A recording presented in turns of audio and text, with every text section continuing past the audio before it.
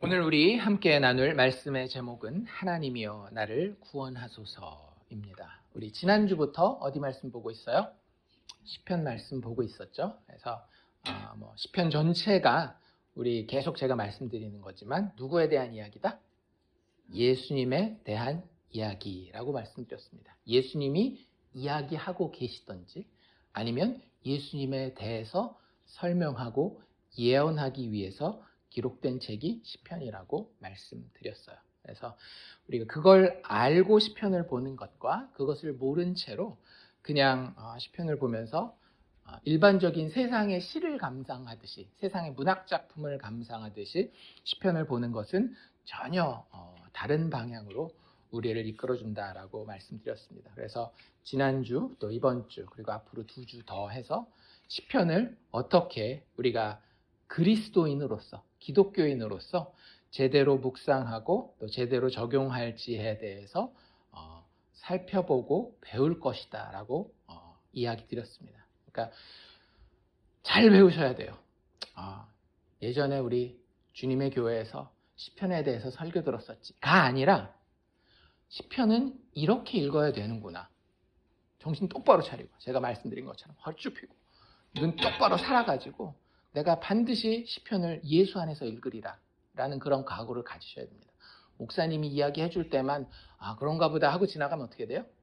칠판에다가 선생님이 수학 문제 풀어주고 나도 풀 수 있나 보다 하는 거랑 똑같다라 그랬어요. 막상 집에 돌아가서 자기가 풀려고 그러면 풀린다 안 풀린다? 전혀 안 풀립니다. 정신 똑바로 차리고 잘 쫓아오시고 일단 시편을 우리가 많이 읽지만 그렇게 읽으면 안 됩니다 라고 제가 설명드린 게 있었는데 어떤 방식이라고 말씀드렸죠? 기억하셔야 됩니다. 이걸 기억하지 못하면 설교 한 달 동안 듣는 거 아무 효과가 없는 거예요. 그냥 교회만 왔다. 그 성경에도 그런 얘기 있죠. 마당만 밟고 간다라고. 그러면 절대 안 되십니다. 다시 한번 설명드릴게요. 시편을 읽을 때 여기서 시인이 이런 상황이 있구나 라고 읽어요. 그건 누구나 다 읽습니다. 웬만한 학자뿐만 아니라 그냥 성경을 좀 읽어야 되겠다라고 하는 사람들은 오늘도 보니까 어때요? 다윗이 참 힘들겠구나 이렇게 읽잖아요. 그렇죠? 그리고 난 다음에 보통 어디로 간다라고요? 그렇지. 나도 이렇게 다윗처럼 힘든 때가 있는데 나도 다윗처럼 참 이렇게 원수들에 의해서 억울하게 막 내 인생이 참 힘들 때가 있는데 속 썩이는 사람들 때문에 참 내 인생이 힘들 때가 있는데 이렇게 적용해서 여기 다윗이 하는 모든 이야기를 내가 할 수 있는 이야기인 것처럼 이야기하게 되면 된다 안 된다? 안 됩니다. 안 돼요. 다윗의 이야기가 바로 나의 이야기가 되잖아요. 그럼 우리는 성경을 바리새인처럼 밖에 읽을 수밖에 없어요. 여기 나와 있는 다윗은 뭐예요? 우리가 따라야 할 모범인 거죠. 율법이 되는 거예요. 도덕률이 되는 겁니다. 위기를 당했을 때는 다윗이 이렇게 한 것처럼 그 법이 여기 딱 보이니까 율법이 보이니까 나도 이렇게 하리라. 뭐 따라가겠다라는 거예요? 율법 따라가겠다라는 거예요. 복음을 따라가는 게 아니라. 그래서 시편을 그렇게 읽으시면 안 됩니다. 시편에 얼마나 답답했을까. 근데 이렇게 기도하는구나. 여기 보니까 이렇게 하나님 말씀을 잘 지킨다라고 하나님 말씀 잘 지키겠노라고 다짐하는 거 보니까 이게 모범이구나. 나도 한번 해보리라. 해보라고 제가 말씀드렸죠. 많은 자리에서 여러분들 넘어질 겁니다. 이게 될 줄 알았는데 왜 안 되지? 이런 순간들이 우리의 신앙생활을 실질적으로 일상에서 하다 보면 부지기수일 거예요. 물론 그거 노력하지 말라라는 얘기가 아니에요. 시편을 읽을 때 중요한 것은 내가 이 시인과 단번에 일치가 되어서 그냥 문학작품 읽듯이 읽으면 안 된다라는 이야기를 하기 위함입니다. 왜냐하면 그러면 반드시 우리는 이 책을 율법주의적으로 읽을 수밖에 없기 때문입니다. 그래서 어떻게 읽어야 된다라 그랬어요? 처음에 시인에 대해서 이해하는 것은 똑같다라고 말씀드렸습니다. 시인에 대해서 이해하는 것은 그런데 누구에 대해서 이야기하는 건가 하면 단지 예를 들자면 이번 주에 나오는 다윗이랬구나만 이해를 하는 게 아니라 무엇에 대한 이해라고 말씀드렸어요? 그 전에 인간과 인생, 나를 포함한 인간과 인생이 이럴 수 있구나에 대한 이해가 좀 있어야 되는 거예요. 어떤 특별한 사람의 특별한 상황이 아니라 성경에 기록된 모든 이야기는 보편적인 인간과 인생에 대한 이야기를 하고 있기 때문에 1차적으로는 시인에 대한 이해를 하면서 바로 2차적으로 거기에 등장해서 하나님이 보여주기 원하는 인생에 대한 공감을 하기를 원한다라고 하는 겁니다. 그게 시편이 우리를 처음 초대하는 자리예요. 그런데 거기에서 끝나면 돼요, 안 돼요? 안 돼요. 그 두 단계가 간단하게 끝나고 나면 세 번째 단계는 반드시 우리가 물어봐야 되는 질문이라고 하는 거죠. 뭐예요? 그런데 예수님은 이렇게 꼭 물어보셔야 된다고 하는 거예요. 예수를 발견하는 과정이 시편을 읽는데 꼭 필요합니다. 그 예수를 발견하셨습니까? 오늘 69편 읽었잖아요. 그렇죠? 1절에서 36절까지 쭉 읽으면서 몇 번이나 예수, 예수, 예수 이렇게 발견하셨습니까? 못 발견하셨어도 최소한 제가 오늘 7번은 발견해 드릴 거예요. 진짜 그렇게 많이 나왔어요? 아니, 7번이 아니라 사실은 전부 다거든요. 근데 그 중에 최소한 7번만, 그것도 아주 확실하게 성경에서 그렇다라고 이야기한 것만 최소 7개에서 10개 정도 제가 오늘 알려드릴 거예요. 예수님이 여기 있었구나, 예수님이 이렇게 말씀하셨구나가 여기 그렇게 나와 있다라니까요. 그래서 시편을 읽으면 먼저 시인의 상황에 대해서 이해할 뿐만 아니라 거기에 드러난 인생의 모습에 대해서 공감하시고요. 그리고 난 다음에 반드시 누구를 찾아라? 예수를 찾아라. 이게 제일 중요하다라고 말씀드렸습니다. 그리고 그 다음에 어떻게 하라고요? 나에 대해서. 근데 그게 그냥 내가 아니라 여기서 예수를 발견하고 난 다음에는 그냥 내가 아니라 어떤 나? 예수님 안에 있는 나. In Christ, en Christo. 그리스도 안에서라고 하는 그 사도 바울의 표현처럼 나는 더 이상 예수와 별개로 떨어져 있는 인물이 아니에요. 예수님이 나를 구원하실 때 나와 자신을 동일시해 주셨어요. 예수님이 하나님의 아들이신 것처럼 이제 우리가 누가 됐어요? 하나님의 아들이 되었잖아요.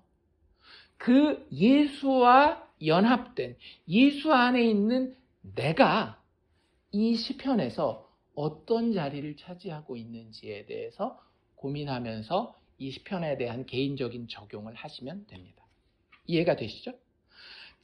다른 말로 말씀드린다라고 한다면 시편을 읽을 때마다 우리는 누구 중심적으로 읽어야 되는 거예요? 나 중심이 아니라 예수 그리스도 중심적으로 읽어야 되는 거예요. 그걸 우리가 다른 말로 뭐라고 얘기를 하는가 하면 영적인 성경 읽기라고 이야기를 하는 겁니다. 성경을 육적으로 읽는 건 아까 처음에 말씀드린 것처럼 도덕률로 읽는 거예요. 여기 이렇게 나와 있으니까 나도 이렇게 해야지. 그러면 반드시 둘 중에 하나입니다. 내가 아주 교만해지거나 아니면 아주 막 절망적으로 나 이거 하나도 못 지키겠는데 둘 중에 하나가 돼요. 근데 그게 아니라 영적으로, 즉 예수 그리스도 안에서 읽으면 항상 복음의 이야기가 내 영혼을 만지게 되어 있습니다. 그래서 다시 한번 시편 어떻게 읽어야 된다? 시인에 대한 이해가 있어야 되고 거기서 바로 인생에 대한 공감이 같이 이루어져야 되며 그 다음에 제일 중요한 게 누구를 발견해야 된다? 예수를 발견해야 되고 그리고 난 다음에 적용을 어떻게 한다? 예수 안에 있는 나에 대한 적용을 해야 된다라고 말씀드렸습니다. 그래서 간단하게 말씀드린다라고 한다면 다윗이 참 힘들었겠구나. 나도 이렇게 힘든데 에서 멈추면 돼요? 안 돼요? 안 돼요. 다윗이 이렇게 했으니 나도 이렇게 해야지 막 다짐하고 거기서 막 은혜 받고 그러면 돼요? 안 돼요? 바로 그렇게 하면 안 됩니다. 다짐하지 말라는 것도 아니고 결단하지 말라는 것도 아니지만 바로 그렇게 하면 안 된다라고 하는 거예요. 여기서 이야기하는 다윗은 나와 갭이 굉장히 커요. 왜냐하면 이 다윗이 많은 경우에 누구를 이야기하는 거기 때문에 예수님에 대해서 이야기할 거기 때문에 우리 지난주에 70편 봤죠? 70편에서도 다윗에게 맞는 이야기이긴 해요. 10편 70편도. 하지만 다윗보다 더 이게 잘 맞았었던 분은 누구였어요? 예수님이었던 걸 우리가 봤잖아요. 똑같이 오늘 10편 69편도 볼 텐데 우리가 이 10편 69편도 다윗이 이런 상황이었겠구나 이해하면서 동시에 그렇지 인생이라고 하는 것이 이런 모습들이 있지라고 같이 공감하고 그런데 거기서 사실 이 이야기는 그 인생 사실 우리의 인생도 마찬가지인 거예요. 우리의 인생도 궁극적으로는 누구를 드러내기 위해서? 예수를 드러내기 위해 10편뿐만 아니라 그 10편 같은 나의 인생도 예수를 드러내기 위함인 겁니다. 예수를 드러내는 모습이 이런 모습이구나. 그리고 그 안에 있는, 그 예수 안에 있는 내가 이 시편을 보면서 어떤 다짐을 하며 어떤 결단을 해야 되겠구나까지 짧지만, 이거 그래서 다 디테일하게 막 한 절 한 절 다 볼 수는 없어요. 제가 이렇게 뭉뚱그리면서 이런 시편은 이렇게 보는 것입니다 라고 하는 하나의 사례를 보여드리는 거니까 그걸 좀 잘 기억하려고 노력하셔야 됩니다. 공부한다라고 생각하시고 시험 볼 거라고 생각하세요. 이거 시험 봐서 밥 안 줍니다만 해도 엄청 열심히 할 거 아니에요. 근데 이거 천국의 양식을 먹는 건데, 예수 양식을 먹는 건데, 그래서 내 마음에 새겨서 내가 시편 볼 때 꼭 이렇게 보리라라는 다짐을 좀 하시면 좋겠습니다. 69편에 대해서 먼저 좀 말씀드린다라고 한다면, 우리가 70편 본 다음에 69편을 보는 이유가 있다라고 지난주에 간단하게 말씀드렸습니다. 혹시 기억나시나요? 예, 시편 70편이 여러 가지 의미로 시편의 다른 그 구절들과 다른 장들과 연결이 된다라고 말씀드렸어요. 시편 70편은 딱 5절밖에 안 됐었습니다. 지난주에 기억나시죠? 그런데 그 시편 70편이 사실은 그 전편이 있다라고 말씀드렸어요. 만약에 우리가 영화를 보는데, 드라마를 보는데 2편을 봤어요. 그러면 당연히 무슨 생각하셔요, 여러분? 1편이 어땠을까가 궁금하지 않겠어요? 그런 관계예요. 시편 70편이 2편이라고 한다면 시편 69편은 1편이에요. 주인공이 나와서 2편, 내가 본 2편에서 막 흥미로운 일을 하는데 가끔 가다가 얘가 왜 이런 일을 하지가 잘 모를 때가 있어요. 근데 그게 사실 어디에 다 설명되어 있었던 거예요? 일부에서 이미 다 설명되어 있었던 그런 것들 있잖아요. 그래서 시편 70편의 이야기가 좀 더 확장되어서 잘 설명되어 있는 시편 70편의 일부, 전편 같은 게 바로 시편 69편이라고 보시면 됩니다. 그래서 사실 우리가 보면은요, 이 시편 70편에 나왔던 그 모티프들이 시편 69편에 여러 번 나와요. 그걸 조금 이따 살펴보도록 하고요. 시편 69편 자체를 우리가 방금 쭉 읽었는데 그 내용을 한번 정리를 한번 해보도록 할게요. 일단 표제어가 나와 있다라고 말씀드렸습니다. 시편의 표제어는 성경 원어 히브리어에 나와 있다, 안 나와 있다? 나와 있다라고 말씀드렸습니다.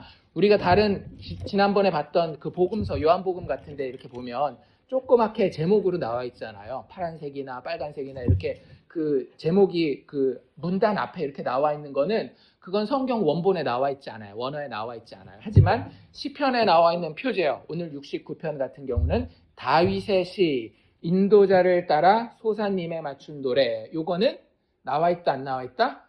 성경 원어, 히브리어 원본에 나와 있다라고 하는 겁니다. 그래서 그 부분부터 우리가 다룰 텐데요. 그 인도자를 따라, 이거는 지난주에도 우리가 봤기 때문에 그냥 간단하게 넘어갈게요. 이게 혼자 부르는 게 아니라 쉽게 얘기하자면 찬양대에 찬양팀의 인도자가 같이 쫙 이끌면 하나님의 백성이 다 같이 부르는 거예요. 그러니까 개인이 부르는 게 아니라 누가 부르는 거예요? 공동체가, 교회가 같이 부르는 노래라고 생각하시면 됩니다. 그러니까 그런 게 되게 힌트가 되는 거예요. 예를 들자면 여기 나와 있는 게 되게 개인의 원한처럼 보이는 경우들이 많이 있잖아요. 근데 그게 아니라고요. 개인의 원한 이야기를 하는 게 아니라 공동체가 이걸 같이 부를 거라니까요. 그러니까 그런 컨텍스트들을 이런 표제어에서도 확인할 수 있는 겁니다. 인도자가 있다라는 건 그 인도자와 함께 공동체가 같이 부르겠구나. 이건 공동체의 고백이겠구나. 이런 것들을 미리 염두에 두셔야 된다는 거고요. 그 다음에 또 어떤 이야기도 있어요? 소사님에 맞추었다라고 했는데, 소사님은 그 히브리어로 백합이라는 뜻이에요. 백합꽃 아시죠? 그래서 백합에 맞추어 불렀다고? 무슨 얘기야? 우리도 보면 여러 가지 그 민요들의 곡조가 있잖아요. 아리랑도 곡조잖아요. 옛날에는 아리랑 곡조 비슷하게 해서 가사 다른 것도 붙이고 이렇게 노래 부르고 그랬단 말이에요. 그래서 그런 것처럼 어떤 곡조가 있는데, 이스라엘 사람들은 전반적으로 다 아는 곡조가 있는데, 그 당시에 그 곡조의 이름이 소사님 혹은 백합화라고 하는 곡조가 있었다라는 겁니다. 왜냐하면 노래를 해야 되니까 그 어떻게 부르죠? 알아야 되잖아요. 그러니까 이거 백합화라고 하는 곡조에다가 같이 부르는 겁니다라고 하는 그런 어떤 음악적인 장치를 설명해주고 있는 겁니다. 그리고 맨 마지막으로 하고 있는 이야기가 다윗의 시라고 하는 게 히브리어 표제어에 나와 있는 말이에요. 금방 저자를 알 수 있겠죠? 누가 지은 시예요? 다윗이 지은 시예요. 그래서 우리가 36절까지 읽었는데 이걸 내용별로 나누자라고 한다면 여러 방식으로 나눌 수 있어요. 목사님들이나 학자들이 이렇게 책이나 설교 같은 데 보면 나누는 방식이 있는데 저는 이렇게 네 부분으로 한번 나누어 봤습니다. 1절에서 12절까지 이렇게 한번 쭉 훑어보시면 1절에서 12절은 무슨 이야기가 나오는가 하면 1절부터 이렇게 얘기하잖아요. 하나님이여 나를 구원하소서. 첫 마디 자체가 아주 다급하죠.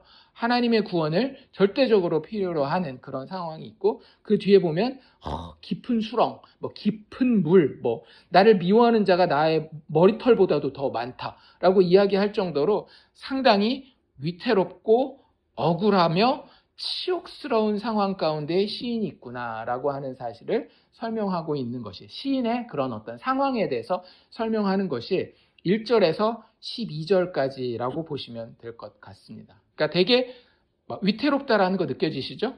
또 억울하다라고 하는 것도 여기 있어요. 아까 방금 말씀드린 것처럼 까닭없이 나를 미워한대잖아요. 사람들이. 그렇죠? 또 굉장히 치욕스러워요. 수치가 비방이 자신한테 이렇게 오고 있는 그런 모습들에 대해서 이야기를 하고 있습니다. 그게 1절에서 12절까지라고 하는 거예요. 두 번째 부분은 이렇게 볼 수 있을 것 같은데요. 13절에서 18절 정도까지를 한 묶음으로 보면 거기에 이제 드디어 뭐가 나오는가 하면 자기가 이렇게 힘들고 어려운 상황이 있는데 거기에 하나님의 구원을 간구하는 시인의 목소리가 등장합니다. 그냥 하나님 구해주세요 이런 얘기예요. 13절 시작할 때 뭐라 그래요? 여호와여 나를 반기시는 때에 내가 주께 기도하오니 뭐라고 기도하고 있어요? 하나님이여 많은 인자와 구원의 진리로 나에게 응답하소서 이렇게 이야기를 하죠. 그리고 나서 14절에도 나를 수렁에서 건져주시고 빠지지 말게 하시고 미워하는 자와 깊은 물에서 나를 건져주옵소서. 우리가 지난주에 봤던 표현도 17절에도 나오죠. 속히 내게 응답하소서 해서 하나님 나를 구원하소서 하는 시인의 목소리가 13절에서 18절 정도까지 나와 있다라고 보시면 좋을 것 같습니다. 그리고 나서 19절에서 29절은 좀 우리가 감당하기 힘든 부분이에요. 기독교인이라고 한다면. 어떤 이야기가 나와 있는가 하면 시인이 그 대적들에 대해서 뭘 구하고 있는가 하면 저주와 심판을 구하고 있습니다. 하나님, 내가 이렇게 어려운 형편이 된 데에는 나의 원수들의 존재가 있습니다. 그렇죠? 그런데 그 원수들 어떻게 하게 해주세요? 23절을 보면 눈이 어두워서 보지 못하게 해주십시오. 이거 무슨 얘기예요? 장님이 되게 해주십시오. 눈 멀게 해주십시오. 이런 얘기잖아요. 그들의 허리가 항상 떨리게 하여 주옵소서. 이제 걷지도 못하게, 제대로 걷지도 못하게 해주십시오. 이런 얘기예요. 25절에도 뭐라고 돼 있어요? 그들의 거처가 황폐하게 하여 주시고, 또 그들의 장막에는 사는 자가 없고, 그러니까 그 집안 싸그리 다 망하게 해주세요. 그런 기도를 하고 있는 겁니다, 시인이. 27절, 28절에 가면 더 심하죠. 그들의 죄악에 죄악을 더하사 주의 공의에 들어오지 못하게 하시고, 그들을 아예 생명책에서 싹 지워버리사 의인들과 함께 기록되지 말게 하여 주옵소서. 그래서 19절에서 29절에는 시인의 대적들에 대한 저주와 심판에 대한 간구가 기록되고 있습니다. 그리고 마지막 30절에서 36절에는 하나님이 어떻게 해서든지 구원할 것인지를 알고 있는 혹은 그 구원을 경험하고 있는 시인이 하나님의 구원에 대해서 기쁨과 찬송의 목소리로 올려드리는 것을 볼 수가 있어요. 그래서 이 30절에서 36절이 시편 70편과의 가장 큰 차이점입니다. 아까 우리가 이야기했었던 시인이 되게 위태위하고 억울한 상황 가운데 있다라는 이야기는 시편 60편에도 나오고 시편 70편에도 나와요. 그리고 하나님 나의 원수들을 좀 혼내주십시오. 저들을 심판하여 주시옵소서 하는 이야기도 69편과 70편에 다 나옵니다. 그리고 그 가운데 하나님 나를 제발 좀 구원해 주십시오라고 하는 그 구원에 대한 간구도 69편과 70편에 나오는데 70편에는 나오지 않지만 69편에만 나오는 내용이 30절에서 36절, 즉 하나님의 구원에 대한 시인의 기쁨과 찬송의 이야기는 70편에는 안 나오고 69편에만 나오고 있는 겁니다. 그래서 제가 아까도 말씀드린 것처럼 69편이 70편보다 좀 더 확장된 버전이라고 말씀드렸잖아요. 그래서 내용에 있어서도 70편에는 안 나왔다라고 보거나 아니면 거의 그거 흔적을 찾아보기 힘든 그런 내용이 하나님의 구원을 찬송하고 감사하는 내용이 69편에는 나와 있다라고 하는 사실을 우리가 이렇게 내용을 쭉 정리하면서 간단하게는 기억하시면 좋을 것 같아요. 그럼에도 불구하고 아까 이야기한 것처럼 70편과 상당히 유사합니다. 여러 가지 표현들도 되게 유사하죠. 그래서 그 29절에서 30절에 어떤 이야기가 나와 있었는가 하면 오직 나는 가난하고 슬프오니, 이거 처음 본 것 같아요? 어디 나와 있었어요? 70편에 5절에 나와 있죠. 70편 5절에 뭐라고요? 나는 가난하고 궁핍하오니. 여기 69편에는 뭐라고 표현되어 있더라고요? 오직 나는 가난하고 슬프오니. 이런 표현으로 나와 있고요. 또 뭐 이런 표현도 나와 있지 않나요? 30절에 보면 내가 노래로 하나님의 이름을 찬송하며 감사함으로 뭐라고 이야기하겠대요? 하나님을 위대하시다 하리니. 이거 어디서 봤어요? 70편 4절에 나와 있죠. 뭐예요? 주의 구원을 사랑하는 자들이 항상 말하기를 하나님은 위대하시다 하게 하소서. 그러니까 이런 것들이 10편, 70편과 69편이 이게 분명히 연결된 거구나.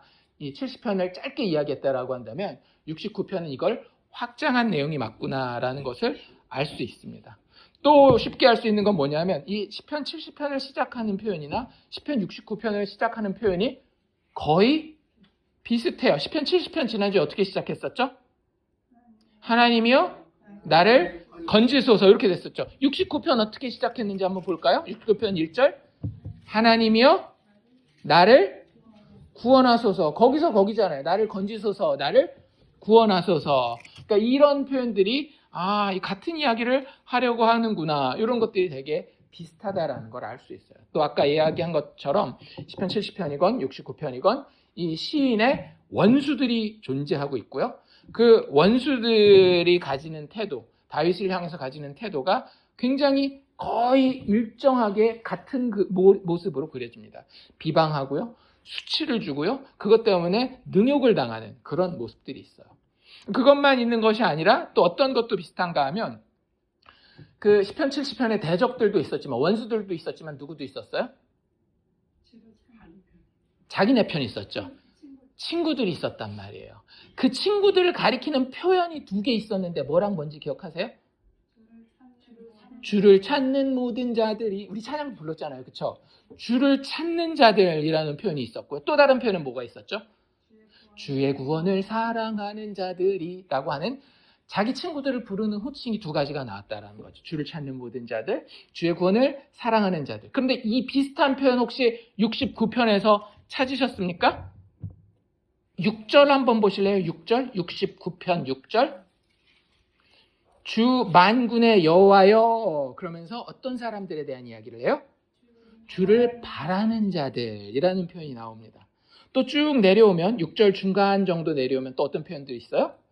이스라엘의 하나님이여 주를 찾는 자가, 이런 표현들. 자기 친구들에 대한 표현이 70편이나 69편이나 대동소이하다라고 하는 거예요. 주를 바라는 자들, 주를 찾는 자들이라는 표현이 나와 있고요. 또 32절에도 나와 있어요. 32절에도 뭐라고 나와 있는가 하면 곤고한 자가 이를 보고 기뻐하나니 하나님을 찾는 너희들아 라는 표현이 나와 있습니다. 거기 나와 있는 것처럼 주를 찾는 모든 자들이라는 표현과 거의 비슷한 표현이죠. 또 36절에도 뭐라고 나와 있는가 하면 그의 이름을 사랑하는 자들이라는 표현이 나옵니다. 주의 구원을 사랑하는 자들과 거의 비슷한 표현들이죠. 그래서 사실은 70편에 대해서 조금 더 확장하고 자세히 설명하는 게 69편이라고 하는 사실을 우리가 기억하고, 그 내용도 저희가 정리했죠. 1절에서 12절은 시인의 위태하고 억울하고 치욕스러운 상황에 대해서 이야기하고 있고, 13절에서 18절은 하나님의 구원을 그런 상태에서 간구하는 시인의 목소리가 기록되어 있다고 말씀드렸고, 19절에서 29절은 시인의 대적에 대한 저주와 심판의 간구가 기록되어 있었죠. 왜냐하면 그게 하나님의 구원을 이룰 것이기 때문에 그래요. 그냥 개인적인 원수를 갚아주세요가 아니라 하나님의 구원이 성취되려면 이 원수 갚음이, 심판이 반드시 필요하기 때문에 그런 겁니다. 우리 지난주에 10편, 70편 할 때도 이 이야기는 간단하게 했는데 조금 이따 한 번 더 보게 될 것입니다. 그리고 30절에서 36절은 70편에는 나와 있지 않는 독특한 내용 뭐가 나와 있다라고요? 하나님의 구원에 대한 시인의 기쁨과 찬송이 나와 있다라고 우리가 간단하게 정리를 했습니다. 그럼 이제 여기서 시편을 읽는 제대로 된 방식으로 이걸 한번 읽어보자라고 하는 거예요. 제일 먼저 해야 되는 게 뭐라고 말씀드렸어요? 여기 시인, 오늘의 시인은 누구라고요?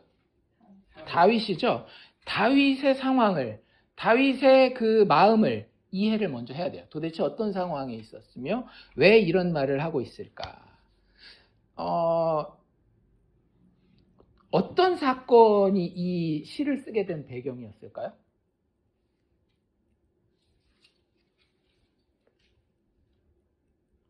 정답은 잘 모른다예요. 지난주에 시편 70편도 마찬가지였잖아요. 어떤 사건이 그 뒤에 배경이 되는지는 써있지 않는데 추측은 해볼 수 있겠지만 정확하게는 알 수 없어요. 그런데 추측을 한번 해봅시다. 그러면 우리가 다윗의 인생을 알고 있으니까, 그렇잖아요. 다윗이 목동이었다. 다윗 위에 형님들이 많이 있었다. 다윗의 아버지의 이름은 이새였다.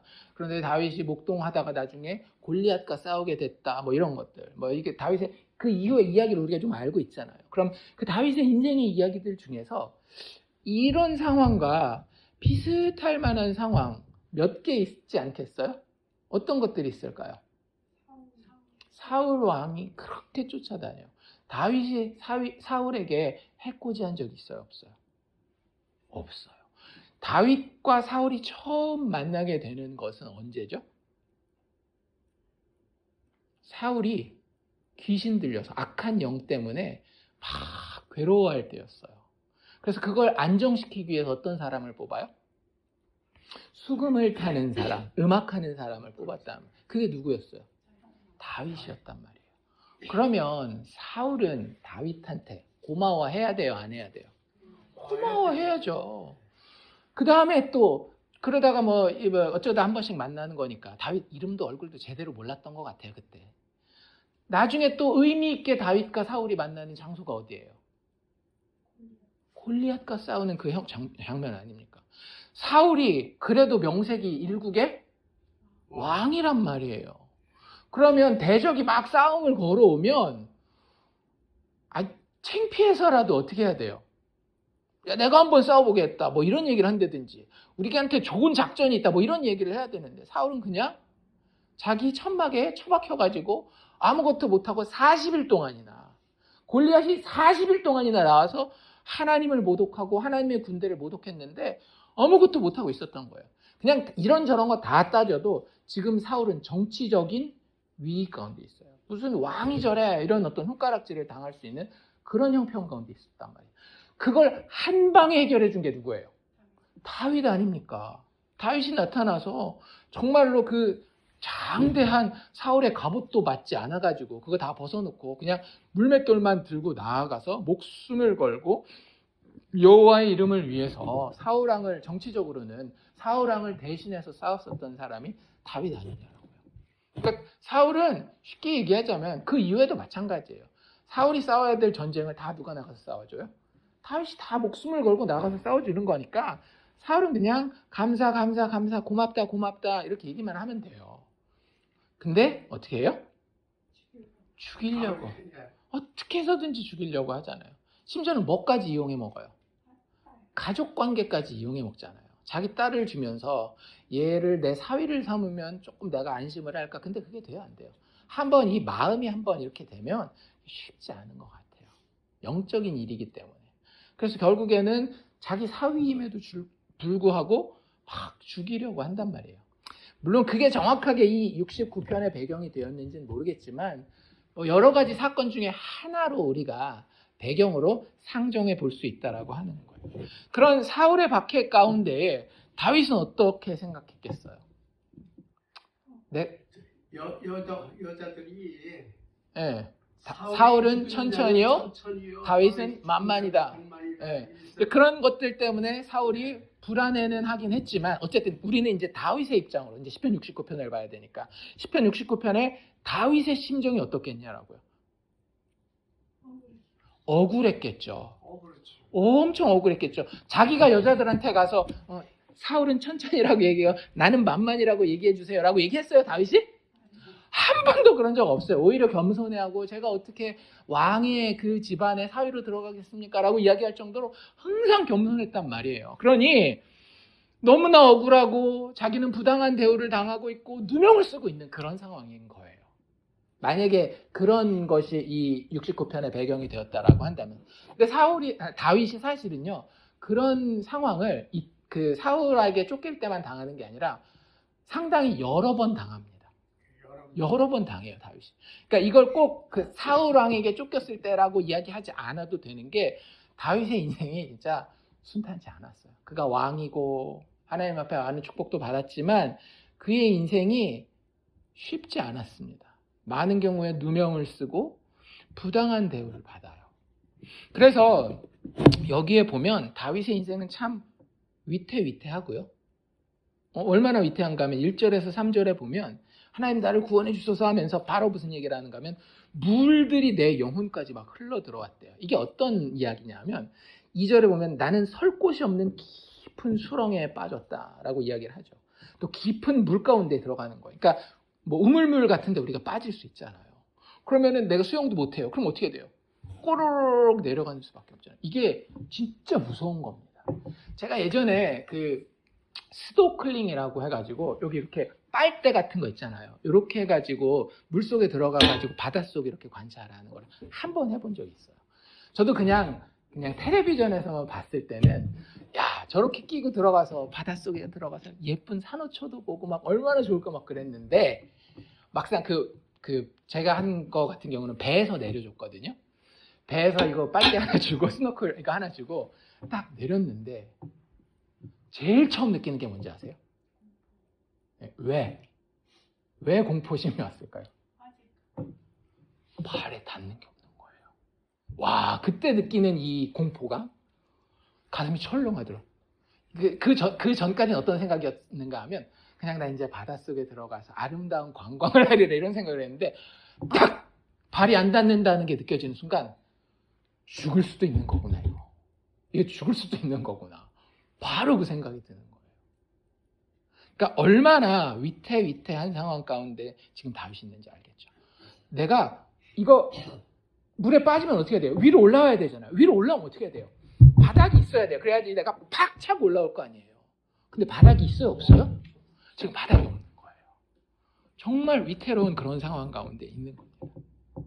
또 그렇게 위태롭기만 한 게 아니라 아까도 말씀드린 것처럼 내가 진짜 누명 쓴 것처럼 너무너무나 억울한 거예요. 4절에 뭐라고 얘기했더라고요? 나를 미워하는 사람들이 뭐 이유가 있어서 미워한다라고요? 까닭 없이 나를 미워하는 자가 한두 명이어도 괜찮을 텐데 한두 명도 아니라 나의 머리털보다도 많대요. 야, 이 정도 되면 뭐가 제일 큰 소원이겠어요? 차라리 내가 대머리가 되면 좋겠다.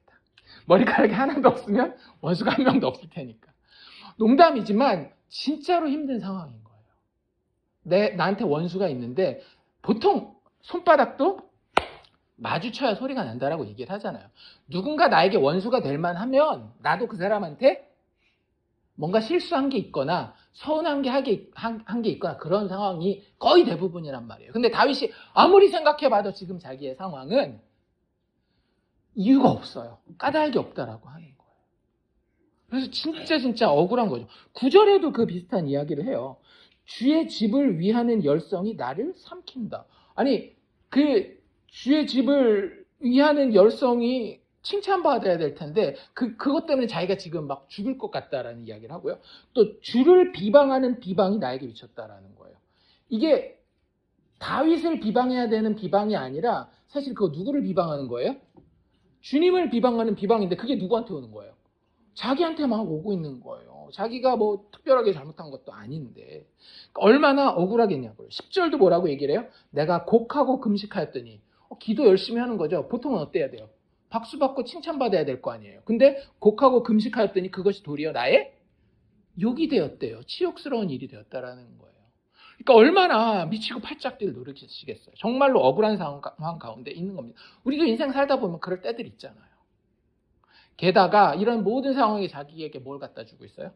치욕을 갖다 주고 있는 거예요. 6절에서 8절 보면 주 만군의 여호와여 주를 바라는 자들이 나를 인하여 수치를 당하게 하지 마소서. 이게 무슨 얘기냐면 나랑 내 친구랑 길을 걸어가고 있는데 이 친구가 아주 진짜 막 꾀질지한 정도가 아니라 막 냄새나고 더러운 옷을 입고 막 걸어가요. 아무리 내 친구지만 바싹 옆에서 붙어가면서 나 얘 친구예요. 다 알면서 걸어가고 싶어요. 내 친구지만 멀찍이 한 10걸음 정도 떨어져서 걷고 싶겠어요. 떨어져서 걷고 싶겠죠. 지금 그런 상황인 거예요. 내 상황이 얼마나 창피한 상황이면 주를 사랑하는 원래 나의 친구들이 나를 통해서 나도 창피해지지 않을까라는 그런 걱정을 하는 상황이라고 하는 거죠. 주를 찾는 자가 나로 말미암아 욕을 당하지 않게 하소서. 나 때문에 저 사람들도 욕먹을 만큼 내가 지금 욕을 바가지로 먹고 있습니다. 이런 이야기를 하고 있는 거죠.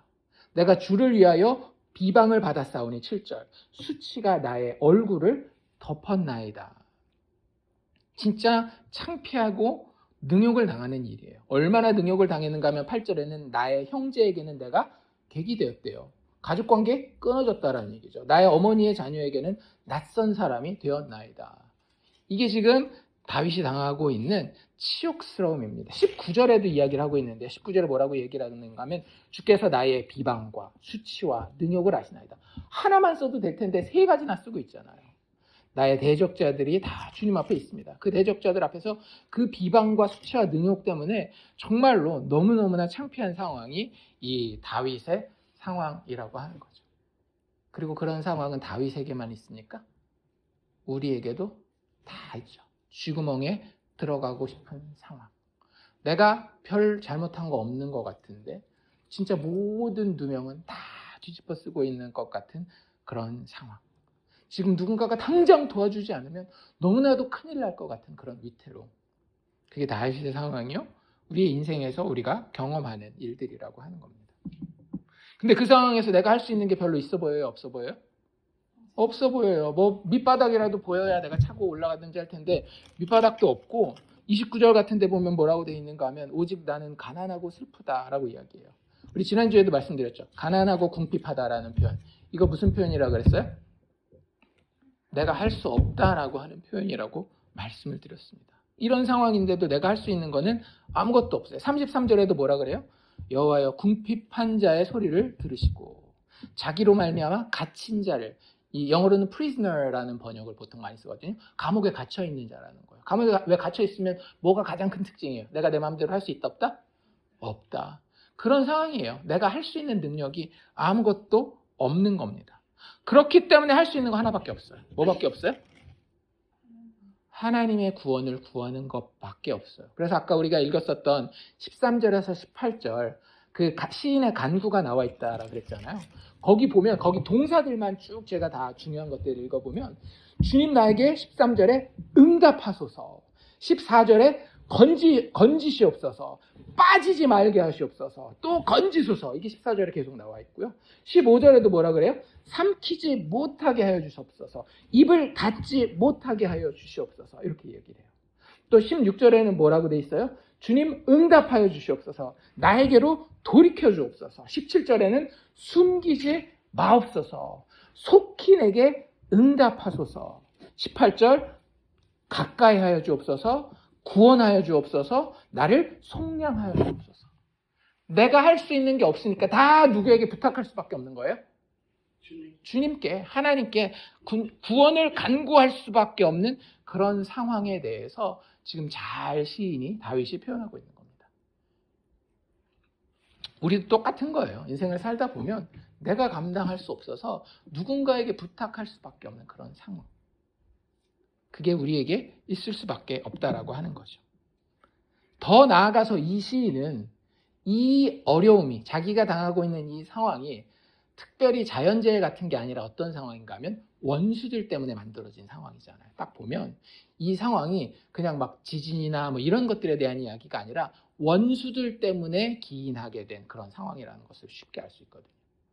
그것에 대해서 이 시인은 뭐라고 이야기를 하고 있는가 하면 하나님 원수 갚아주시옵소서라고 이야기를 합니다. 아까 우리가 읽었었던 데 있잖아요. 그들 눈이 어두워서 보지 못하게 하시고 허리는 그냥 구부러지게 해주시고 주의 분노를 그냥 기름처럼 막 그 위에 부어주시고 주의 맹렬한 노가 그들에게 확 닿아버리게 해주시옵소서. 뭐 이런 이야기들 하고 27절 28절도 죄악에 죄악을 더하시고 공의에 들어오지 못하게 해주시고 생명책에 지워버리시고 의인들과 함께 기록되지 말게 해주시고 이런 어떤 이야기를 지금 시인이 하고 있는 겁니다. 그리고 나서 그 가운데에 시인에게는 뭐가 있는가 하면 믿음이 있어요. 어떤 믿음? 하나님이 구원해 내시고야 말리라고 하는 믿음이 있어요. 그래서 30절에서 36절에 어떻게 했다라고요? 하나님의 구원에 대해서 그 친구들 또 그 후손들과 함께 찬송하고 감사하는 모습이 있어요. 우리 인생도 신앙생활이라고 하는 게 여기서 그렇게 막 크게 달라지지는 않습니다. 인생이 이렇게 어려운 거예요. 인생의 기본적인 답은 하나님께로부터 밖에는 나올 수 없다고 하는 겁니다. 그리고 그분의 구원은 너무나 확실하고 분명한 것이라고 하는 거예요. 그런데 여기서 우리가 다시 한번 물어봐야 되겠죠. 그렇게 그냥 다윗의 이야기와 내 인생의 이야기를 단번에 붙여버리게 되면 정말 많은 경우 시편에서 문제가 생겨요. 오늘은 어떤 문제가 생길까요? 만약에 이 시를요 개인적인 시편으로만 받아들이게 되면 우리는 교만하고 위선적인 사람이 됩니다. 그리고 아주 위험한 사람이 돼요. 이게 무슨 얘기냐 하면 69편 읽으면 시인이 어떤 상황이 있다라고요? 되게 억울하고 그것 때문에 위험한 위태로운 상황 가운데 있는 그런 모습이에요. 나한테 적용해 봅시다. 인생을 어느 정도 살았는지는 모르겠지만 그런 순간이 있었습니까? 혹시 그런 순간 가운데 지금 있습니까? 되게 억울하고 위태하고 참 창피하고 그런 상황 가운데 있습니까? 이 시편이 너무나 나한테 탁 와닿는 거예요. 그래, 진짜 까닭 없이 왜 사람들이 나를 이렇게 미워하는 거야? 이 세상은, 이 사회는 왜 이렇게 이유 없이 나를 이렇게 못 살게 구는 거야? 그러면 이 시편이 그렇게 나한테 공감이 되고 거기서 바로 적용이 나오면 그 다음에 내가 실천해야 되는 건 뭐겠어요? 19절에서 29절이에요. 하나님, 이 세상을 제가 저주합니다. 하나님, 나의 원수된 자, 나를 억울하게 만든 자, 나를 위태롭게 만든 자들, 그놈들 제가 보니까 교회도 안 다니는 사람들 많더만요. 하나님 다 심판하시고 다 멸망하시고 눈이 멀게 하시고 허리가 굽게 하시고 하나님의 진노를 다 쏟아주십시오. 나는 항상 뭐예요? 피해자, 억울한 사람. 나쁜 놈들은 다 저 세상에 있는 저 나를 억울하게 만들고 나를 힘들게 하는 69편 딱 그거 아닌가요? 다윗에게서 바로 나에게 옮겨오면 이 시는 나를 굉장히 억울한 가운데 있는 의인으로 만들어요. 항상 세상을 저주하고 내 인생에 대해서 불평할 수밖에 없고 그런 식으로 이 시편 69편을 이해하게 되면 큰 문제가 발생합니다. 왜냐하면 그렇게 읽도록 우리에게 주어지지 않았거든요.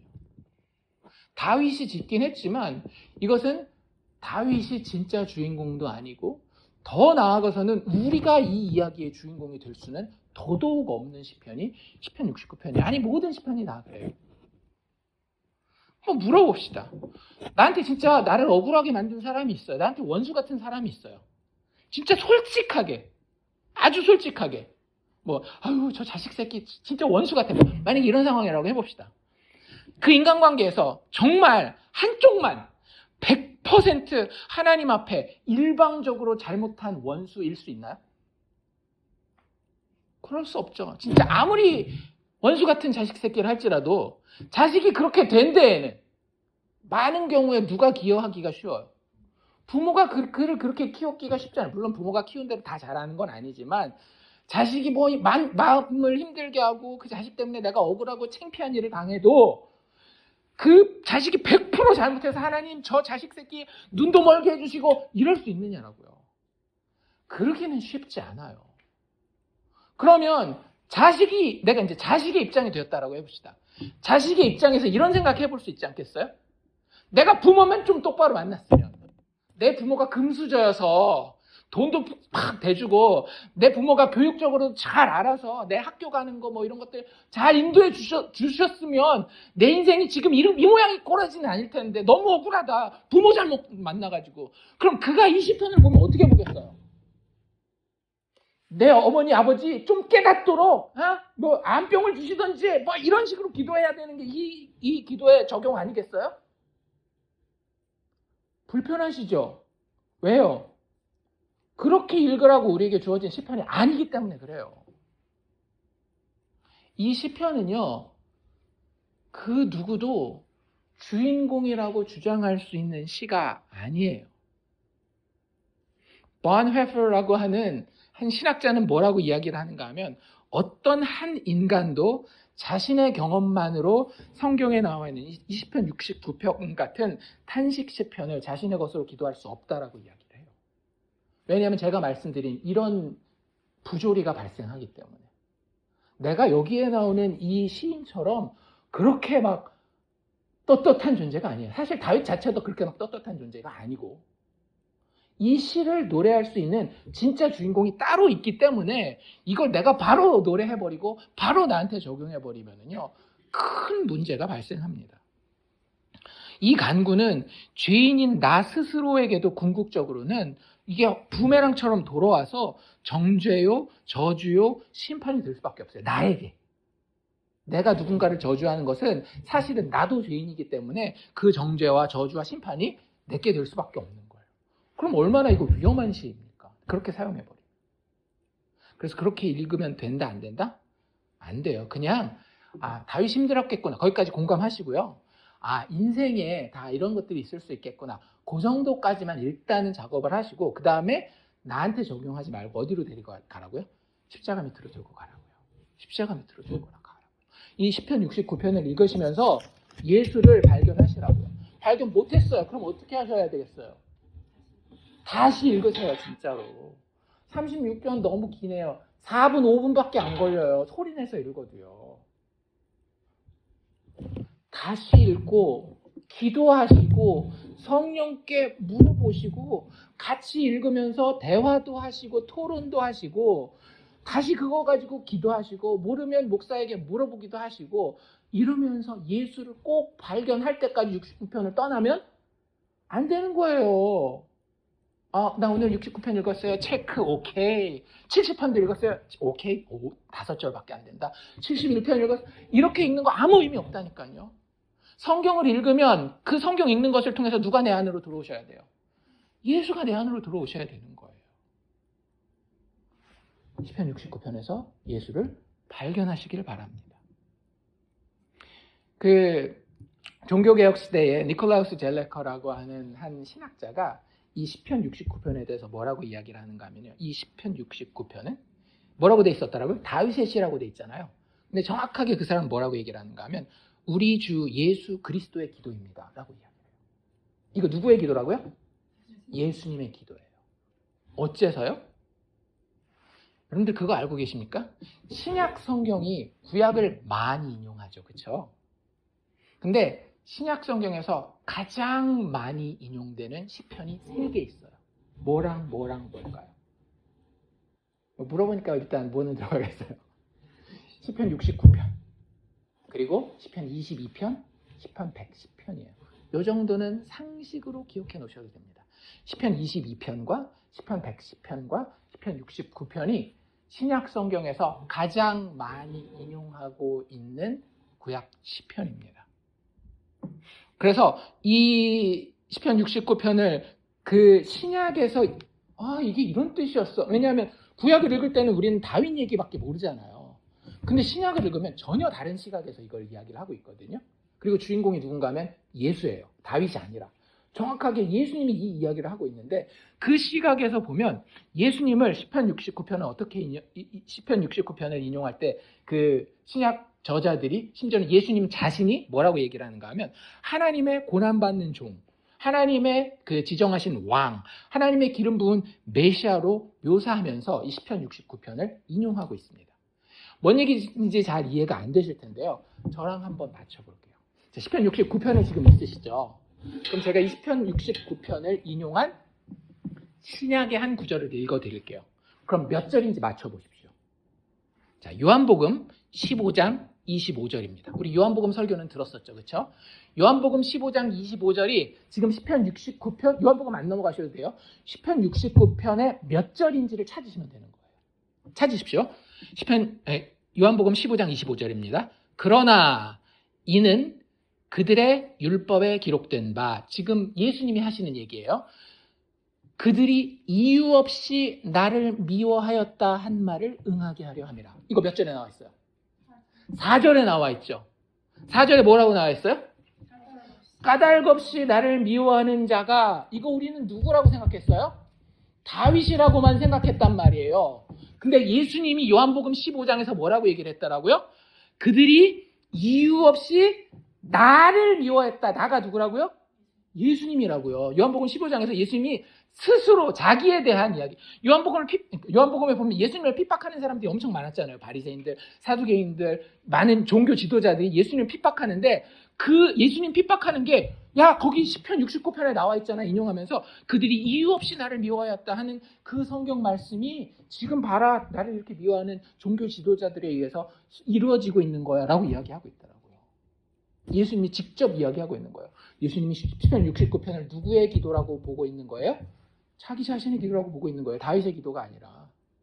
자, 그 다음 요한복음 2장 17절은 시편 69편 몇 절일까요? 17절입니다. 요한복음 2장 17절. 제자들이 성경 말씀에 주의 전을 사모하는 열심히 나를 삼키리라 한 것을 기억하더라. 몇 절에 나와 있어요? 9절에 나와 있죠. 9절에 뭐라고 돼 있어요? 주의 집을 위하는 열성이 나를 삼키고. 이게 무슨 뜻인지 잘 몰랐어요. 그냥 시편 69편만 읽을 때는. 근데 예수님이 이걸 어떻게 실천을 하셨는가 하면은요. 요한복음 2장에 어떤 이야기가 나오는가 하면 성전 청결 사건이 나옵니다. 아시죠? 성전이 하도 썩어 빠졌어요. 그냥 종교적인 행위만 막 하고 진짜 하나님을 사랑하고 하나님의 구원, 메시아를 통한 구원에 대해서는 전혀 관심이 없었습니다. 그래서 예수님이 성전을 방문했을 때 어떻게 해요? 장사하는 자들의 상을 엎으시고 채찍으로 그들을 내쫓으신단 말이에요. 그때 예수님의 마음이 어땠겠어요? 진짜 막 답답하고 아프고 그랬겠죠. 왜요? 하나님의 성전 이러면 안 되는데 라고 하는 하나님의 성전을 향한 열정 때문에 마음이 너무너무 아팠을 거란 말이에요. 그걸 이야기하는 거예요. 주의 집을 위하는 열성이 나를 막 삼켜버릴 것처럼 막 너무너무 답답한 거예요. 이 하나님을 믿지도 않는 사람들이 하나님 믿는다라고 와가지고 교회에 와서 마당이나 밟고 있는 그 모습 때문에 내가 돌아버리겠다. 그거 시편 69편에 나와 있더라고요. 제자들이 근데 그거 알았어요? 몰랐어요? 처음에는? 몰랐어요. 그래서 요한복음 2장 17절에 처음에는 몰랐다가 제자들이 성경 말씀에 주의 전을 사모하는 열심히 나를 삼키리라는 것을 나중에 기억하였더라라고 요한복음 2장에 나와 있더라고요. 이해가 되시죠? 시편 69편 이야기가 예수님 이야기라는 거예요. 또 이런 이야기도 있습니다. 로마서 15장에 가면 이제 로마서가 거의 끝나는 부분이거든요. 거기에 유대인들이 뭐라 그래야 될까? 하나님을 잘 믿지 않는 이런 것들, 혹은 끝까지 이 복음을 거절하는 사람들에 대한 이야기, 이런 이야기들이 나오고, 또 더 나아가서는 예수 믿는 사람들 중에서도 자기의 유익을 막 그렇게 구하는 사람들 있잖아요. 내 유익만 막 구하는. 그러니까 예수 믿는데도 되게 깍쟁이 같은 사람들이 있단 말이에요. 그래서 그 사람들을 향해서 이렇게 얘기를 합니다. 로마서 15장 3절인데요. 그리스도께서 자기를 기쁘게 하지 아니하셨으니, 그렇죠? 예수님이 자기를 기쁘게 했어요? 아니잖아요. 아버지를 기쁘게 했잖아요. 그래서 예수님이 하신 게 뭐냐? 기록된 바 주를 비방하는 자들의 비방이 내게도 미쳤나이다. 예수님이 잘못한 게 아닌데도 하나님을 비방하는 자들 때문에 예수님이 억울하게 비방을 받는다라는 거예요. 이거 몇 절에 나와 있습니까? 9절 하반절에 나와 있죠. 시편 69편 9절 뒷부분에 뭐라고 나와 있어요? 주를 비방하는 비방이 내게 미쳤나이다. 이거 우리는 다윗 이야기로 생각하고 아까 69편 읽었잖아요. 근데 사도 바울은 이거 결국엔 누구에 대한 이야기라고 보고 있어요? 예수님에 대한 이야기였다라고요. 예수님이 자기가 잘못하지 않았는데 하나님 편에 섰기 때문에 억울함을 당했다. 자기의 유익을 생각하지 않고 하나님의 유익 때문에 억울한 비방을 당했다라고 사도 바울이 이야기하고 있는 거예요. 시편 69편에 나와 있는 이 이야기. 또 요한복음 19장 29절에 보면은요, 예수님이 십자가에 못 박혀 있는 그 장면이 나옵니다. 거기 이런 이야기가 나와요. 예수님이 그 전에 뭐라고 얘기하셨는가 하면 내가 목마르다라고 이야기하거든요. 그랬더니 옆에 있던 사람들이 거기 신포도주가 가득히 담긴 그릇이 있는지라 사람들이 신포도주를 적신 해면을 우슬초에 메어서 예수의 입에 갖다 대었다라고 이야기합니다. 이거 시편 69편에 나왔어요? 안 나왔어요? 그렇죠. 21절에 나와 있잖아요. 그들이 쓸개를 나의 음식물로 주며 목마를 때에 뭐를 마시겠다? 초를 마시게 했다. 이게 같은 표현이에요. 신포도주를 해면에 적셔서 예수님 입술에 댔다라고 한 게 딱 여기 나와 있는 거예요. 목마를 때에 초를 마시게 하였사오니. 다윗 평생에 이런 적이 있겠어요? 없겠어요? 사실 없어요. 다윗은 진짜 말 그대로 이걸 문학적으로 그냥 표현한 겁니다. 내가 너무 억울해서 저놈들이 나를 대하는 게 꼭 나를 약 올리면서 식초 갖다가 먹이는 것 같은 그런 느낌이었더라. 이렇게 얘기를 했는데 예수님은 아예 이걸 문자 그대로 살아버리셨어요. 그러니까 시편 69편은 다윗께 맞아요? 예수님께 맞아요? 진짜 예수님께 더 맞는 거예요. 심지어 다윗이 썼음에도 불구하고.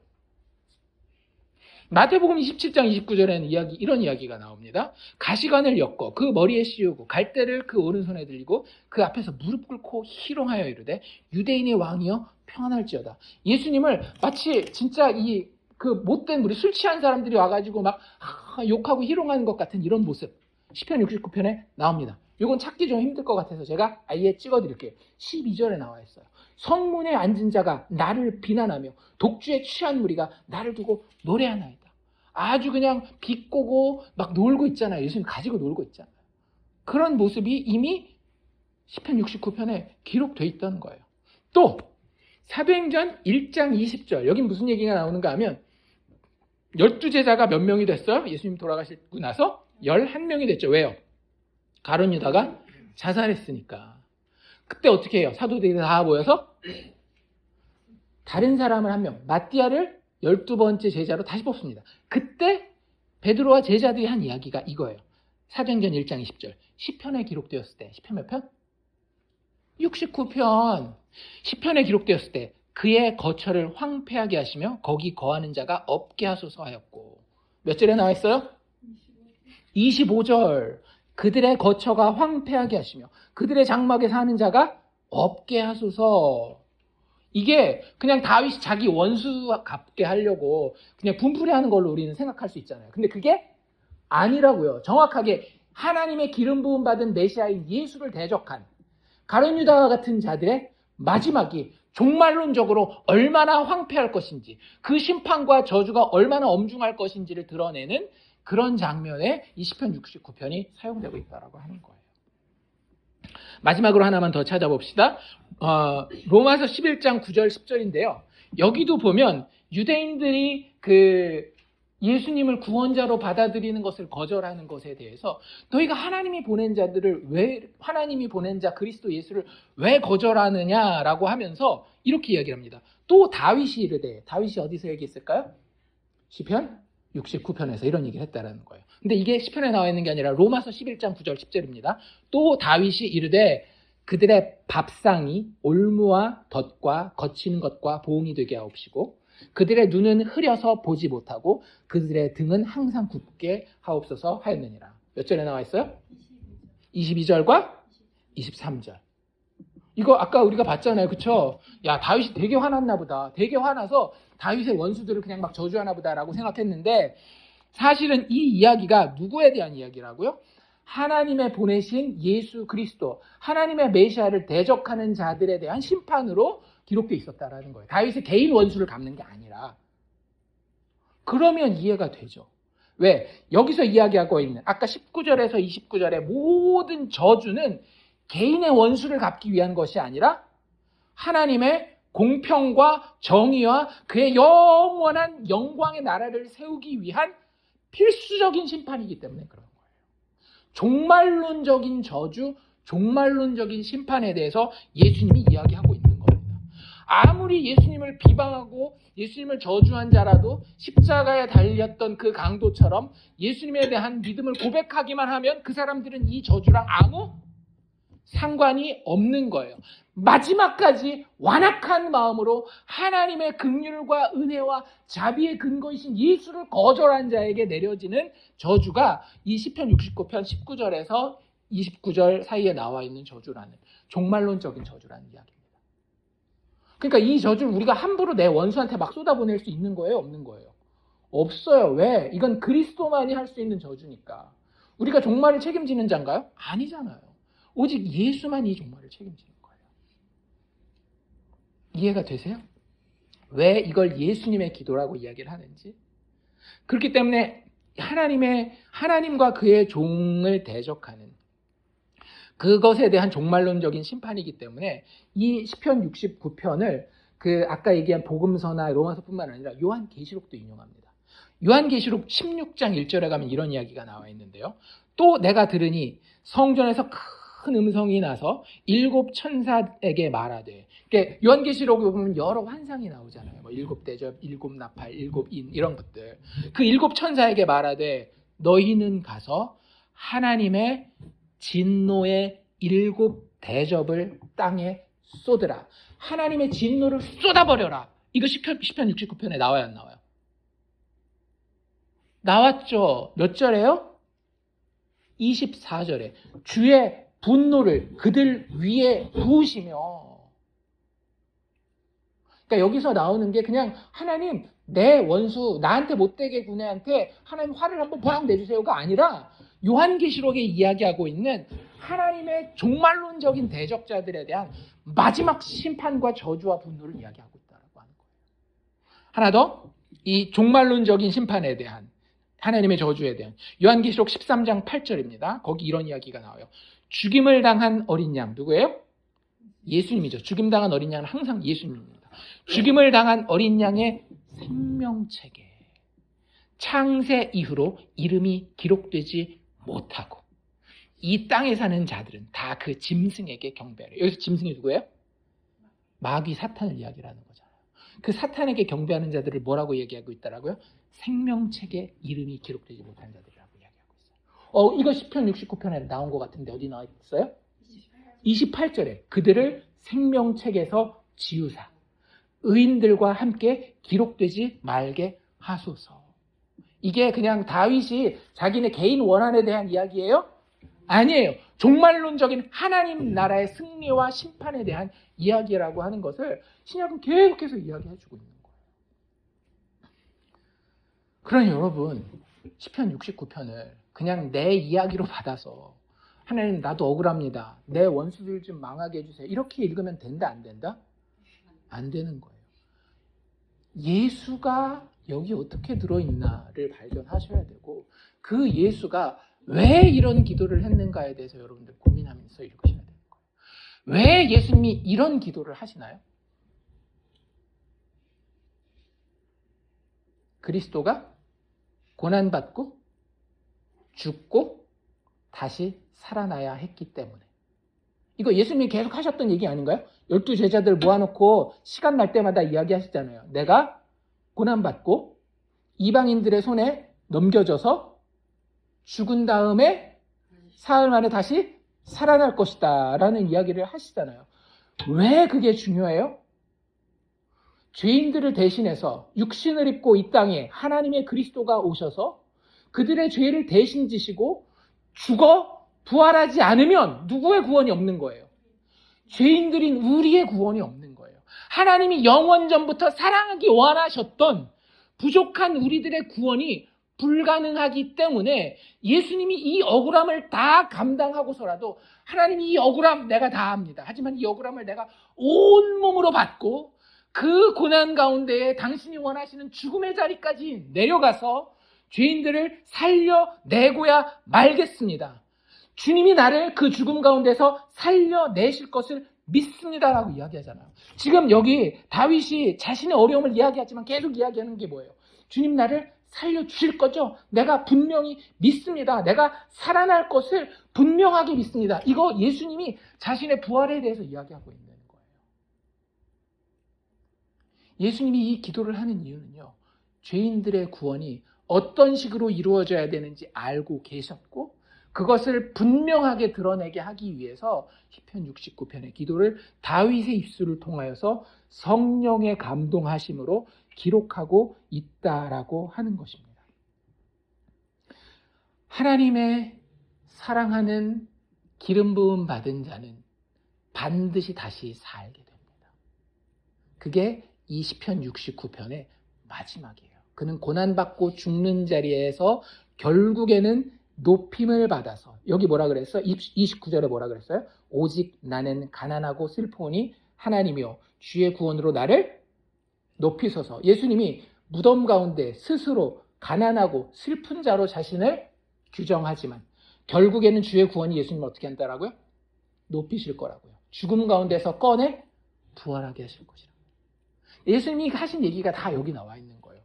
인자가 고난받고 이방인들에게 넘겨져서 죽고 사흘 만에 다시 살아난다는 이야기가 이런 식으로 다 들어있었던 겁니다. 예수님, 저는 못 봤는데 어디 예수가 와서 죽었다가 다시 사흘 만에 살아나고 그런 얘기 못, 여기 이런 식으로 기록되어 있더라고요. 우리가 영적인 눈이 안 깨어서 그런 거지. 그래서 그런 의미에서 예수님이 이것을 자신의 노래로, 자신의 기도로 이미 다윗의 입술을 통해서 하고 계시다라고 하는 거죠. 그래서 죄인의 구원에 대해서 하나님의 종의 고난과 그의 죽음과 그의 회복, 부활을 통해서 하나님의 백성들이, 하나님의 택한 자들이, 하나님의 약속된 백성들이 구원받을 것이다 라고 이야기를 하고 있는 거예요. 그래서 예수님 스스로가 자신을 그런 의미에서 내가 곤고한 자이며 하나님을 찾는 자이며 궁핍한 자이며 하나님으로 말미암아 갇힌 자다라고 자기와 자기 친구들을 같은 표현으로 한 카테고리에다가 집어넣고 계시다라고 하는 겁니다. 이 정도면 예수님의 시 맞죠? 분명히 예수님이 자기 기도를 다윗의 입술을 통해서 하나님께 바치고 있는 거예요. 그럼 이제 마지막 한 단계 나왔습니다. 뭐 나왔어요? 그렇죠. 예수님 안에 속해 있는 나는 이 시편을 어떻게 읽고 어떻게 노래하고 어떻게 기도해야 할 것인가에 대해서 고민해야 되겠죠. 여러 가지가 있는데 그건 제가 답을 정해드릴 수는 없어요. 왜? 성령께서 각자의 마음에 이 성경에서 예수를 발견하면 깨달음을 주시는 깨달음이 있을 것이기 때문에. 하지만 우리가 지금 연습하고 있는 거니까 어떤 식으로 이 시편 69편을 나에게 예수 안에서 적용할 수 있는지 한 두세 가지 정도만 제가 말씀을 드릴게요. 첫 번째로 시편 69편을 읽으면요, 하나님 내 원수 갚아주세요가 아니라 첫 번째로 어떻게 적용하는 게 좋은가 하면 예수님이 날 구원하셨잖아요. 그런데 그 예수님의 구원이라고 하는 것은 그냥 이루어진 것이 아니라 대속, 내 자리를 누가 대신 차지하신 거예요? 예수님이 차지하신 거예요. 여기서 예수님이 당하고 있는 고난과 수치와 억울함과 이건 사실 누가 다 당해야 되는 거예요? 죄인인 내가 다 당해야 되는 거예요. 그렇기 때문에 이 시편 69편을 읽으면서 예수님의 대속에 대한 더 깊은 묵상을 하시면 되는 겁니다. 예수님의 십자가가 내가 죽어야 되는 죽음을 예수님이 죽어주시는 것이 내가 살 수 있는 유일한 길이 맞구나. 내가 자랑할 거 아무것도 없고 주님 앞에 나가서 주님 나 피해자예요. 내 원수 좀 갚아주세요. 내가 이럴 위치에 있는 존재가 아니구나. 그냥 나는 뭐만 바라보면 되는 거예요? 고난받는 종, 나를 위해 대속의 희생을 십자가에서 치르신 예수만 깊이 묵상하면 되는 거예요. 모든 그리스도인의 문제는, 교회의 문제는 다 어디서 나오는지 아세요? 십자가에 대한, 예수 그리스도의 대속에 대한 깊은 묵상이 사라질 때 나오는 겁니다. 우리가 얼마나 더 도덕적으로 깨끗해야 되며 얼마나 열심으로 헌금을 해야 되며 막 이런 얘기 하기 시작하잖아요. 그럼 그건 끝난 거예요. 늘 교회와 성도는 어느 자리로 가야 되는가 하면 그리스도의 십자가 대속의 자리로 가서 거기서 그분이 왜 그러실 수밖에 없었는지, 그분이 그렇게 하신 것이 도대체 어떤 가치를 가지고 있는 것인지, 그분의 기도를 들으면서 그분의 고난을 바라보면서 그리고 그분의 승리를 예감하면서 저것이 십자가구나라고 하는 깊은 묵상의 자리에 나를 끌고 가는 것이 시편 69편을 읽을 때 우리가 적용할 수 있는 첫 번째 적용입니다. 이해가 되시죠? 내가 막 뭐를 하는 게 아니라 그냥 예수님을 바라보는 거예요. 아, 예수님 이래서 이렇게 기도할 수밖에 없었구나. 두 번째, 예수 안에 속해 있는 내가 이 시편 69편을 볼 때 이런 질문을 한번 해보시면 좋을 것 같아요. 여기 분명히 시인이 있죠? 시인이 1차적으로는 다윗이지만 궁극적으로는 누구였어요? 예수님이었잖아요. 이 시인에게는 원수 대적이 있었습니다. 그렇죠? 이렇게 질문해보는 거예요. 이 시인의 대적은 누구입니까? 한번 대답해 보십시오. 지금 이 시인의 원수는 누구입니까? 우리는 많은 경우에 어떻게 생각하는 거예요? 교회 안 다니는 사람 혹은 교회를 핍박하는 사람 이렇게 생각해요. 근데 예수님이 지금 까닭 없이 비난을 당하고 고난을 당하고 결국엔 죽으실 거잖아요. 누구 때문에 그러셨어요? 나 때문이에요. 지금 내가 저주하려고 하는 원수 있잖아요. 시편 69편에. 내가 막 그래 나도 이렇게 막 하나님 앞에 이 사람 심판해달라고 저주해달라고 기도해야지라고 하는 그 사람이 사실은 누구냐 하면 이게 예수님의 기도라고 봤을 땐 하나님을 대적한 죄인인 나예요. 내가 예수님의 대적이었습니다. 예수 믿기 전에. 심지어는 예수 믿고 난 이후에도 우리는 자꾸 무슨 노릇을 해요? 예수님의 대적 노릇을 해요. 예수님의 친구 노릇하기보다는. 여러분들 이걸 꼭 기억하셔야 합니다. 이걸 볼 때에 예수님 앞에 이렇게 창피함을 가져다 준 자가, 예수님을 이렇게 비난한 자가, 예수님을 이렇게 대접하지 못한 자가 누구다? 나구나. 오늘도 내가 예수 사랑하지 못하고 세상 사랑하고, 오늘도 내가 말씀 진지하게 보지 못해서 예수를 만나지 못하고, 기도도 대충 하고 아예 안 하고, 예배도 성공하지 못하고, 예수를 이렇게 창피하게 만들고 예수를 이렇게 무시한 게 나구나라고 하는 사실을 이 시편 69편을 통해서 발견해야 돼요. 그런 나를 바라보는 예수님의 모습이 이렇게 답답한 모습이구나. 그래서 이 대적이 누군지를 물어보면서 나를 회개의 자리로 데리고 가는 것이 이 시편을 읽는 한 가지 적용법입니다. 그리고 나만 예수님의 대적이 아니라 2차적으로, 1차적으로 일단 내가 예수님의 대적이지만, 대적이었고 대적 노릇을 아직도 하려고 하지만 2차적으로 볼 때 또 한 가지 우리가 좀 더 쉽게 알 수 있는 것은 세상이 예수님의 대적 맞아요. 그런데 그건 우리가 저주하라고 그 대적에 대해서 깨닫는 게 아니라 그 세상 가운데 누가 속해 있어요? 내가 속해 있어요. 그럼 내가 그들과 시류에 맞춰서 함께 예수님을 공격할 수 있겠죠. 그러지 않으려면 어때야 되겠어요? 늘 영적으로 깨어 있어야 되는 거예요. 그러니까 시편 69편을 보면 내가 얼마든지 예수님을 공격하고 무시하는 자리에 세상과 함께, 하나님이 원수라고 이야기하는 세상과 함께 예수님을 같이 공격할 수 있겠구나.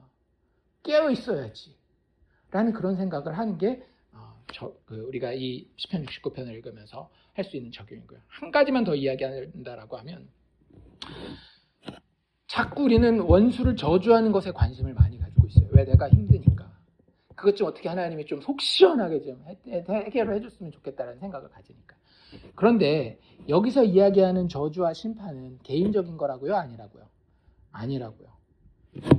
종말론적인 하나님의 마지막 나라의 그림에 있어서의 하나님이 의롭고 거룩하시다라면 할 수밖에 없는 하나님의 성품과 일치된 하나님의 통치 행위예요.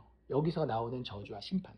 그렇기 때문에 우리는 이것을 바라볼 때에 하나님 이 정도까지 저주하고 심판하겠다라고 예수님이 간구하고 하나님이 실천하신다라고 한다면 모든 죄와 악의 심판은 분명히 이루어진다, 안 이루어진다? 분명히 이루어지는 거예요. 내가 억울하다고 이게 안 이루어지는 게 아니라 하나님은 반드시 모든 죄와 악을 심판하실 것이기 때문에 이 시편 69편을 읽으면서 우리는 예수님의 이 저주에 대한, 심판에 대한 이야기를 읽으면서 하나님이 완벽한 의와 거룩을 마지막 날에 이루시겠구나. 마지막 날에는 눈물도 없고 억울함도 없고 비방도 없고 수치스러움도 없겠구나라는 것을 확신하는 게 필요합니다. 그러면 어떤 일이 생기는지 아세요? 하나님이 복수하시면은요, 나에게 개인적으로 복수해야 될 일이 있을 때 어떻게 생각하게 될까요? 나의 원수 갚는 것을 누구에게 넘겨드릴 수 있어요? 하나님께 넘겨드릴 수 있는 거예요. 이해가 되세요? 하나님이 이렇게 원수 갚으시기 때문에 그 하나님의 원수 갚음은 절대로 실패하는 것이 아니기 때문에 나의 원수 갚음을 누구께 맡겨드릴 수 있다? 하나님께 맡겨드릴 수 있다라고 하는 거예요. 그러면 물어봅시다. 하나님께 원수 갚음을 맡겨놓는 사람은 1번, 인생을 살면서 억울함을 당할 때에 원수를 더 많이 갚겠어요? 아니면 2번, 용서를 더 많이 하겠어요? 용서를 더 많이 할 수 있게 됩니다. 모든 상황에서 다 그 원수를 다 용서해야 됩니다. 안 그러면 그리스도인은 아닙니다. 그런 얘기를 하는 게 아니라 되도 않는 마음에도 없는 얘기 하지 마시고요. 내가 진짜 억울한 상황이 있어요. 그러면 그때 그냥 시편 69편을 내가 하나님 앞에 드릴 수 있는 기도로 생각하지 말고 예수께서 종말에 모든 억울함을 해결하시고 모든 악을 심판하고 모든 죄를 멸하실 것에 대한 신앙의 방향으로 이 본문을 이해하게 되면 내 억울함을 하나님 앞에 넘겨드리고 내 억울함의 짐을 좀 내려놓을 수가 있다라고 하는 거예요. 그러면 그 사람에 대해서 내가 원수를 갚을 수 있는 경우도 있지만 갚을 수 없는 경우도 있지 않나요? 힘이 부족해서라든지 뭐 그 사람한테 어떻게 해볼 도리가 없다든지 그때에도 우리는 짐을 내려놓을 수 있어요. 왜? 하나님께서 분명히 해결하실 것을 해결하실 것이기 때문에. 그래서 그 사람은요, 원수 갚기보다는 하나님께 맡겨드리고 또 가능하다면 용서할 수 있는 자리까지 더 쉽게 가게 된다라고 하는 거예요. 그게 시편 69편을 읽은 다음에 우리가 적용할 수 있는 거예요. 더 원수를 갚는 게 아니라 오히려 덜 원수를 갚게 된다라고 하는 거죠. 완전 반대가 되지 않나요? 이걸 나에 대한 이야기로 읽어가면 내가 어떻게 해서든지 하나님까지 사용해서라도 원수 갚는 자로 가게 되는 반면 이걸 예수에 대한 이야기로 가면 내가 원수 갚는 것이 아니라 하나님이 종말에 모든 의를 완성하실 것이기 때문에 오히려 너그럽게 잊어버리거나 용서할 수 있는 자리로 나를 이끌게 된다는 거예요. 그리스도의 이야기로 읽었을 때 무슨 이야기인지 이해가 되시죠? 그러니까 그게 시편을 제대로 읽는 방법입니다. 말씀을 마무리합시다. 13절에 시편 기자는 이렇게 고백하고 있어요. 여호와여 나를 반기시는 때에 나에 대해서 호의를 가지실 그때에. 그게 언제예요? 하나님의 백성을 향해서 하나님은 항상입니다. 내가 주께 기도하오니. 예수를 향해서 하나님이 그런 호의를 가지고 있었기 때문에 예수님은 늘 하나님 앞에 기도할 수 있었다는 거예요. 하나님이여 많은 인자와 구원의 진리로 내게 응답하소서. 예수님의 이 고백이 예수님을 죽음 가운데 부활하게 하셨을 뿐만 아니라 이 시편을 예수와 함께 읽고 고백하는 모든 사람에게도 같은 결과를 가져오게 하실 줄로 믿습니다. 하나님의 보내신 종인 예수 그리스도의 고난과 구원에 대해 우리가 깊이 이 말씀을 통해서 묵상하고 그분을 더 찬송하고 감사하게 되는 한 주간 될 수 있기를 주의 이름으로 축원합니다.